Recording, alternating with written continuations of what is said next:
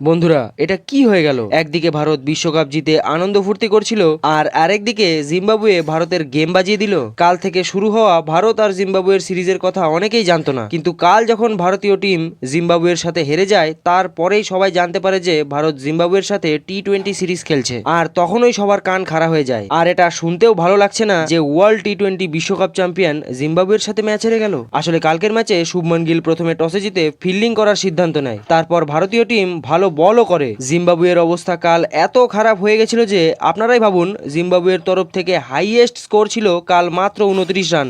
আর কাল বিশেষ করে রবি বিষ্ণুই 4 ওভার করে 2 ওভার মেডেন দিয়ে 4 উইকেট নিয়ে দেখিয়ে দেয় যে ভারতীয় টিমের জন্য সে কতটা জরুরি। আর তখন তো আমি ভেবেছিলাম জিম্বাবুয়ে অল আউট হয়ে যাবে, কিন্তু জিম্বাবুয়ে সম্পূর্ণ 20 ওভারও খেলে এবং 115 রান করতেও সক্ষম হয়ে যায়। তারপর ভারতের ইয়ং ব্যাটসম্যানরা ব্যাট ধরতে নেমে এমন খেলা দেখায় যে সবার চোখ একেবারে কপালে উঠে যায়। মাত্র 43 রানে ভারত 5 উইকেট হারিয়ে বসে। তারপরেও সবাই শুভমন গিলের দিকে তাকিয়েছিল, কিন্তু শুভমন গিলও আউট হওয়ার পর 46 রানে 6 উইকেট হয়ে যায় ভারতের। তাই 116 রানও তখন ভারতের জন্য চেস করা অনেক মুশকিল হয়ে যায়। শেষ ওভারে ভারতের জেতার জন্য 16 রানের প্রয়োজন ছিল, যেটা বিশ্বকাপের ফাইনাল ম্যাচে দক্ষিণ আফ্রিকারও প্রয়োজন ছিল। কিন্তু যেইভাবে দক্ষিণ আফ্রিকা জিততে পারেনি, ঠিক সেইভাবে ভারতীয় টিমও কাল জিম্বাবুয়ের সাথে জিততে পারেনি, যার ফলে ভারত প্রথম টি-20 ম্যাচই জিম্বাবুয়ের সাথে 13 রানে হেরে যায়।